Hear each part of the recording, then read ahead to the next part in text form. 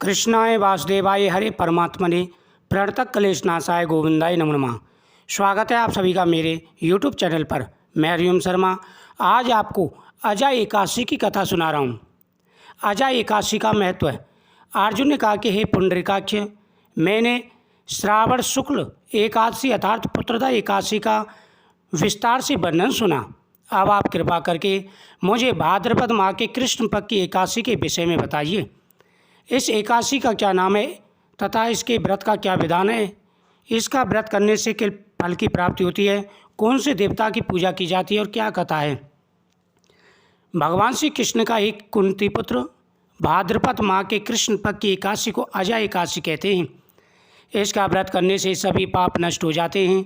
इस लोक और परलोक में मदद करने वाली इस एकादशी के व्रत के समान संसार में कोई दूसरा व्रत नहीं है। अब ध्यानपूर्वक इस एकादशी का महत्व श्रवण करो। पौराणिक काल में भगवान श्री राम के वंश में अयोध्या नगरी में एक चक्रवर्ती राजा हरिश्चंद्र नाम के एक राजा हुए थे। राजा अपनी सत्यनिष्ठ और ईमानदारी के लिए प्रसिद्ध थे। एक बार देवताओं ने इनकी परीक्षा लेने की योजना बनाई। क्योंकि राजा हरिश्चंद्र इतने सत्यनिष्ठ थे, उस तपस्या के बल पर वह शक्तिशाली हो चुके थे। उन्होंने इंद्र को भी परास्त किया था। इससे देवता भी विचलित हो गए। राजा ने स्वप्न में देखा ऋषि विश्वामित्र को उन्होंने अपना राजपाट दान कर दिया है। सुबह विश्वामित्र वास्तव में उनके द्वार पर आकर कहने लगे, तुमने स्वप्न में मुझको अपना राज्य दान कर दिया है हे राजन, इसलिए आप अपने वचन को निभाइए। राजा ने सत्यनिष्ठ व्रत का पालन करते हुए संपूर्ण राज्य विश्वामित्र को सौंप दिया। दान के लिए दक्षिणा चुकाने हेतु राजा हरिश्चंद्र को पूर्व जन्म के कर्म फल के कारण पत्नी, बेटा एवं खुद को बेचना पड़ा। हरिश्चंद्र को एक डोम ने खरीद लिया जो शमशान भूमि में लोगों के दाह संस्कार का काम किया करता था। स्वयं वह एक चांडाल का दास बन गया। उसने उस चांडाल के यहाँ कफन लेने का काम किया, किंतु उसने इस आपत्ति के में भी सत्य का साथ नहीं छोड़ा। जब इसी प्रकार उसे कई वर्ष बीत गए, उसे अपने से नीच कर्म पर बड़ा दुख हुआ और वह इससे मुक्त होने का उपाय खोजने लगा। वह दिन रात शमशान में कार्य करता था। उसके बच्चों पर बड़ी विपत्ति आई। साथ ही उसकी पत्नी भी घरों में बर्तन मांजा करती थी।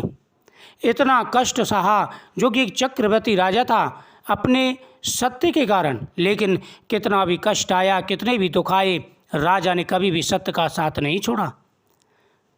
जब वह नीच कर्म कर रहा था, उसे अपने इस कर्म पर बड़ा दुख हुआ। वह सदैव इसी चिंता में लगने लगा, मैं क्या करूं जिससे मेरे धर्म की रक्षा हो, मेरे सत्य की भी रक्षा हो और मुझे यह नीच कर्म करना ना पड़े। किस प्रकार से नीच कर्म से मुक्ति पाऊं? वह दिन रात इसी चिंता में लगा रहता था। मेरी पत्नी कैसी होगी, पुत्र कैसा होगा, उन्हें समय पर भोजन मिल रहा होगा या नहीं मिल रहा होगा।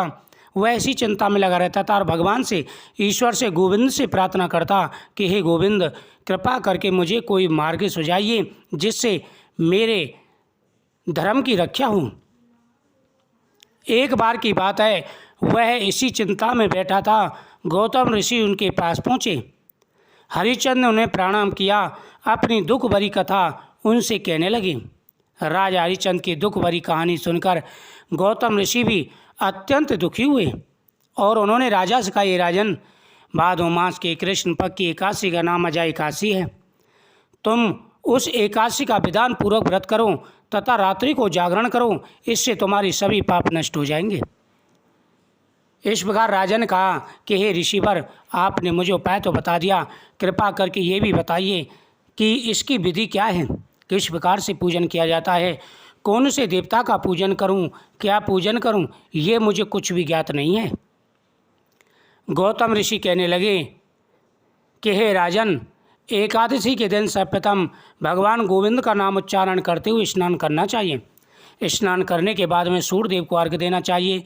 उसके बाद में गोविंद की प्रतिमा के सामने समक्य दीपक जलाएं। गोविंद के सामने तुलसी पत्र अर्पण करें। ओम नमो भगवते वासुदेवाय नमः मंत्र का जाप करते हुए उसके बाद संकल्प करें कि प्रभु मैं व्रत करूँगा, आप मेरे शरीर की रक्षा करें। उसके बाद कथा का श्रवण करें, भगवान के मंत्रों का जाप करें, एकादशी के दिन निर्जल व्रत रखें। ऐसा करने से आपकी मनोकामना पूर्ण होगी और आपके जीवन में आ रहे सारे कष्ट दूर हो जाएंगे। इतना कहकर के गौतम ऋषि वहाँ से अंतर्ध्यान हो गए। अजा नाम की एकादशी आने पर राजा हरिश्चंद्र ने महर्षि के कहे अनुसार विधि पूर्वक उपवास तथा रात्रि जागरण किया। एकादशी के दिन रात्रि जागरण का विशेष महत्व होता है। जो व्यक्ति एकादशी के दिन रात्रि का जागरण करते हैं, कथा का पूरा पूरा फल उन्हें प्राप्त होता है। रात्रि जागरण ना कर सकें तो संभव हो सके एक पहर तक तो आदमी को जागरण जरूर करना चाहिए। ओम नमो भगवते वासुदेवाय नमः, ओम नमो नारायणाय नमः, हृषिकेशाय नमः, गोविंदाय नमः आदि मंत्रों का जाप करना चाहिए। विधान पूर्वक उपवास तथा रात्रि जागरण किया। इस व्रत के प्रभाव से राजा के सभी पाप नष्ट हो गए। उस समय स्वर्ग में नगाड़े बजने लगे तथा पुष्पों की वर्षा होने लगी। उन्होंने अपने सामने ब्रह्मा, विष्णु, महेश तथा देवेंद्र आदि देवताओं को खड़े पाया। जैसे ही राजा ने व्रत पूरा किया, नगाड़े बजने लगे, देवता स्तुति करने लगे, क्योंकि राजा हरिश्चंद्र सत्यवादी थे और उनकी सत्यता देवलोक में भी प्रसिद्ध थी। सभी देवता प्रसन्न हो गए। साथ ही सभी देवताओं ने आशीर्वाद देने के लिए आए।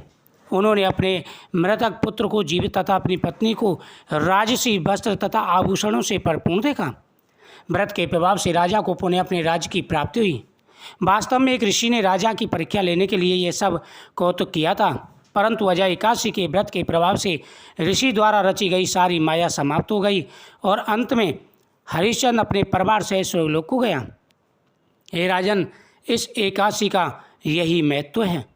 जो व्यक्ति प्रेम पूर्वक एकादशी का व्रत करते हैं, उनकी सभी मनोकामनाएं पूरी हो जाती हैं, धन बढ़ता है, सुख समृद्धि बढ़ती है, जीवन में आ रहे सारे कष्ट दूर हो जाते हैं।